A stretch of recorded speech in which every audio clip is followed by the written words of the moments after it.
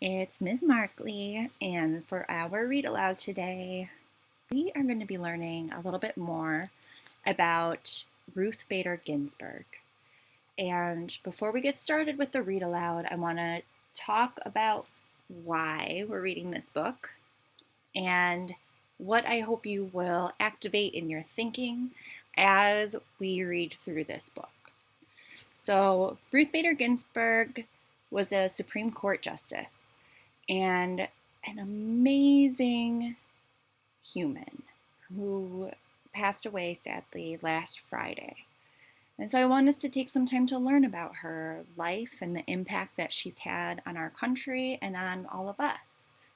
So as we read through this book, I want you to think about who she was, what kind of impact she had, and I really want you to see if you can make any connections between Ruth Bader Ginsburg and yourself. Okay, so our book is called Dissent. Ruth Bader Ginsburg Makes Her Mark, and it's written by Debbie Levy with illustrations by Elizabeth Baddeley.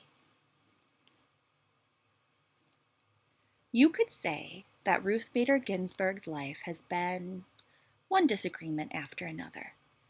Disagreement with creaky old ideas, with unfairness, with inequality. Ruth has disagreed, disapproved, and differed. She has objected. She has resisted. She has dissented. Disagreeable?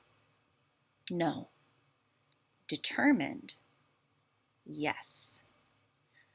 This is how Ruth Bader Ginsburg changed her life and ours. In 1940, Little Ruth's neighborhood was vibrant with immigrants, so people who moved here from other countries. People from Italy, Ireland, England, Poland, and Germany. Jews from Russia, like Ruth's father, Nathan Bader. People from different cultures with different holidays, foods, and traditions. But in all these families in Brooklyn, New York, and in families everywhere, one thing was the same. Boys were expected to grow up, go out in the world, and do big things. But girls? Girls were expected to find husbands. That was kind of it. Ruth's mother disagreed. Celia Amster Bader thought girls should also have the chance to make their mark on the world. So she took Ruth to the library. On the shelves were stories of girls and women who did big things. Ruth read about Nancy Drew, girl detective. She discovered Amelia Earhart, daring aviator. She learned of Athena, goddess of Greek myths. Here were independent girls and women taking charge. Ruth read her way into this world.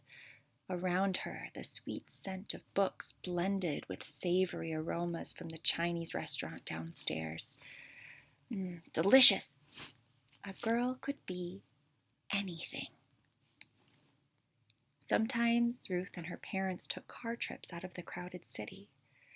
As they drove past a hotel in Pennsylvania, Ruth saw a sign, "No dogs or Jews allowed." This is how it was in those days. Hotels, restaurants, even entire neighborhoods announcing, "No Jews, no colored, no Mexicans, whites only." Ruth and her family were Jewish. This was prejudice, pure and simple. Now it was Ruth's turn to disagree. She disagreed by never forgetting how it felt to read such words. She never forgot the sting of prejudice. In elementary school, Ruth was excellent in some classes and less excellent in others. Her favorites were English, history, and gym. In those, she did well. But then there was handwriting. Ruth was left-handed. Back then, teachers told left-handers they should try and write with their right hands. Ruth's right-handed penmanship was so bad. She earned a D on her penmanship test. she cried. Then she protested. Ruth protested by writing with her left hand from that day forward, and it turned out she had quite nice handwriting. Ruth also had a little problem with sewing and cooking. These were her least favorite classes, but girls had to take them. Boys took shop, where they worked with saws and other tools. Ruth objected. She wanted to take shop. She wanted to handle a saw.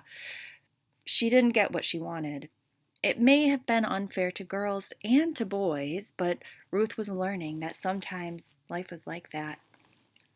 Ruth loved music. She especially loved opera. In music class, she lifted her voice in song. This time it was Ruth's music teacher who objected. Gently. Ruth simply could not carry a tune. The teacher asked Ruth not to sing out loud in the chorus. Ruth kept on singing, in the shower and in her dreams. She continued to adore opera too.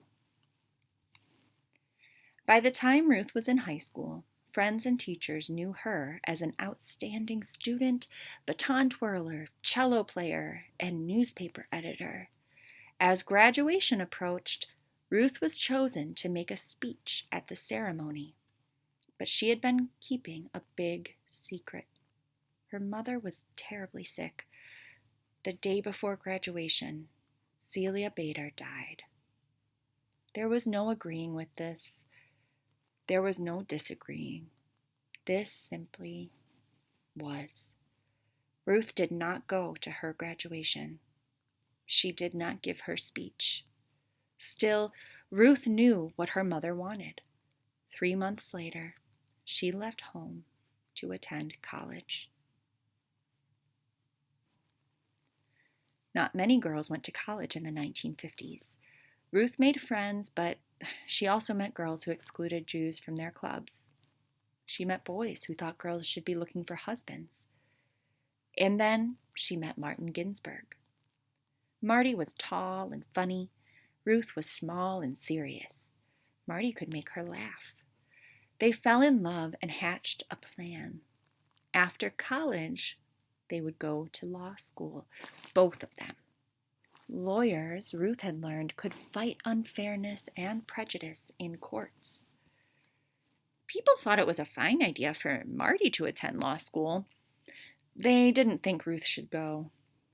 A lady lawyer? People disapproved.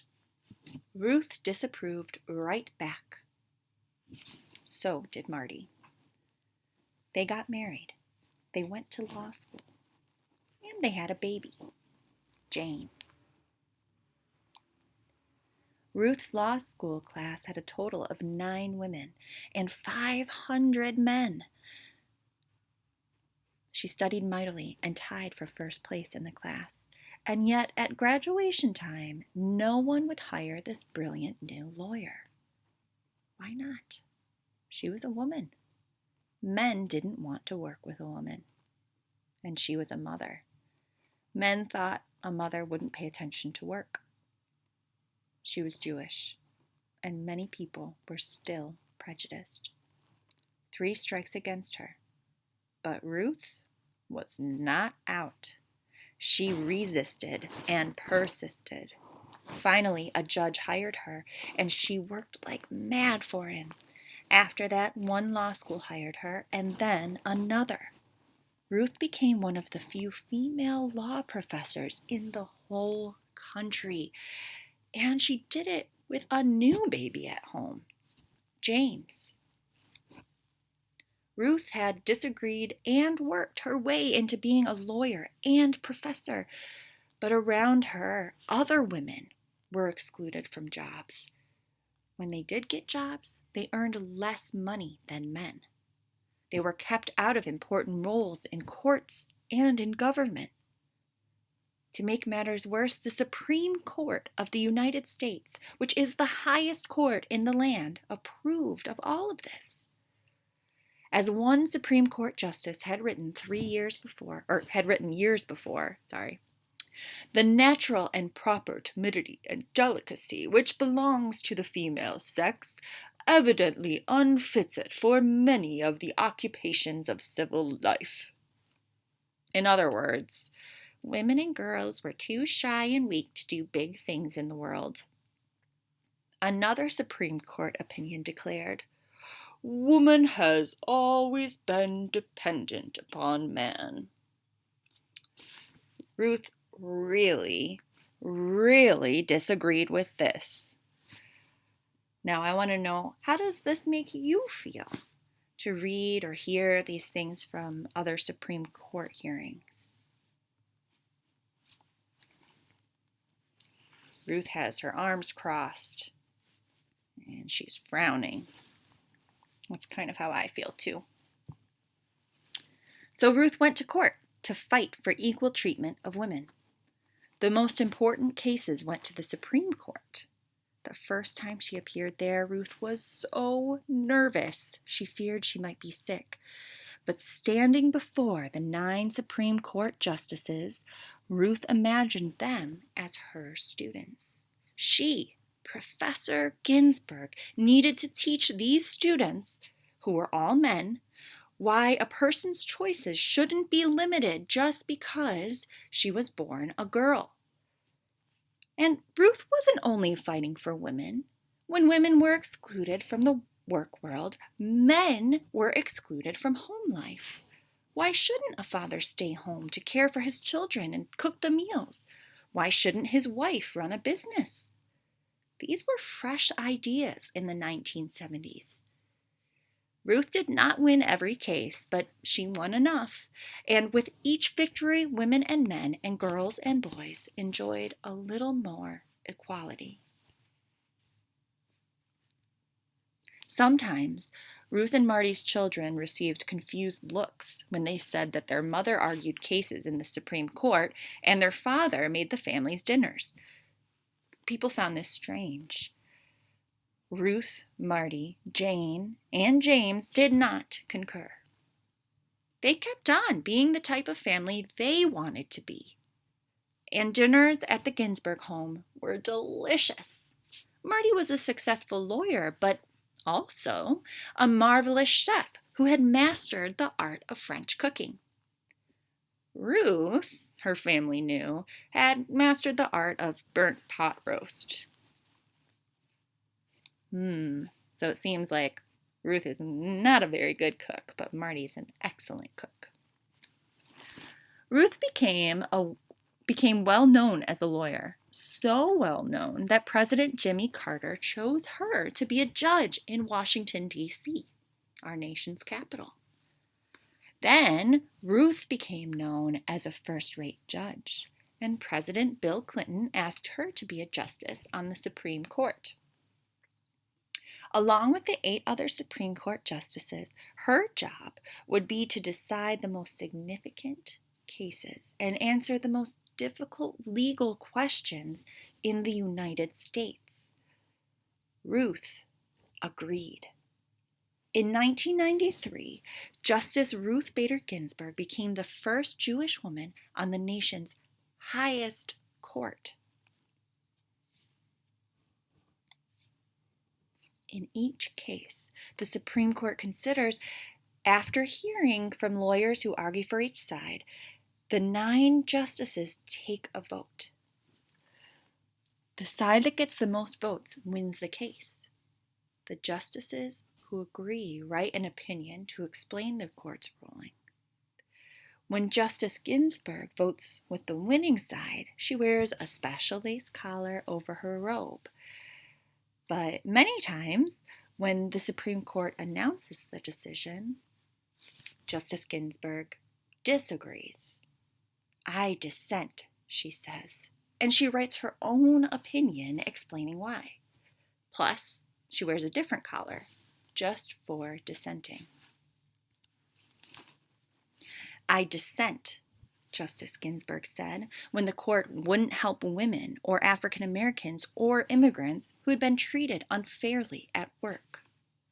"I dissent when the court rejected a law meant to protect the right of all citizens to vote, no matter their skin color. I dissent when the court said no to schools that offered African Americans a better chance to go to college. Justice Ginsburg can be very convincing.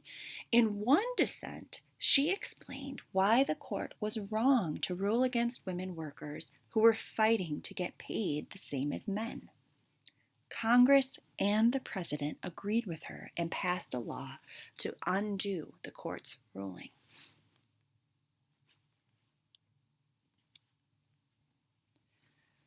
Justice Ginsburg has disagreed most often with the legal views of Justice Antonin Scalia. Now, as an aside, I want you all to know that Antonin Scalia has also passed away, so he is not in a Supreme Court justice anymore. So when this book was written, both Antonin Scalia and Ruth Bader Ginsburg were Supreme Court justices.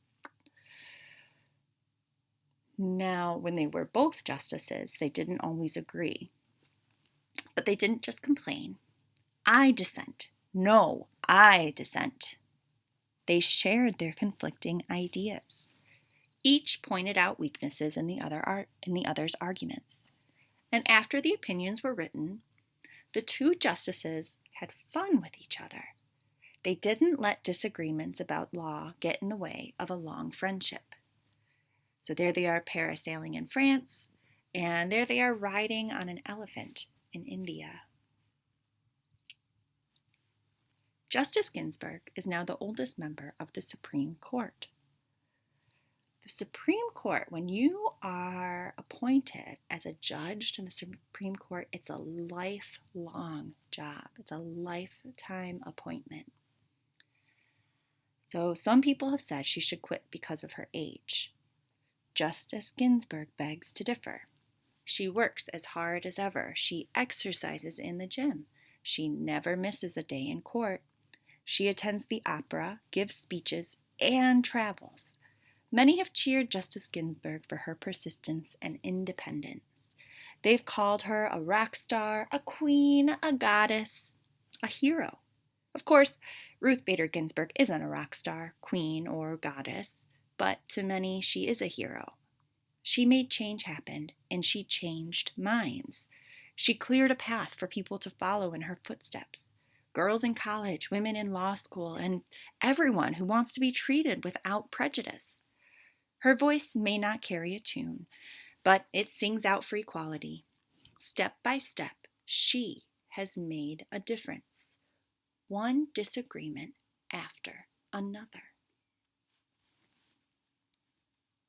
So that's the end of our book. I want to read one quote from Justice Ruth Bader Ginsburg. Fight for the things that you care about, but do it in a way that will lead others to join you. So we finished the book, and I want you to think about all the ways that Justice Ginsburg made a difference in the world. And then I want you to think again, remember I asked you this in the beginning, to try to connect things about Ruth Bader Ginsburg to your own life.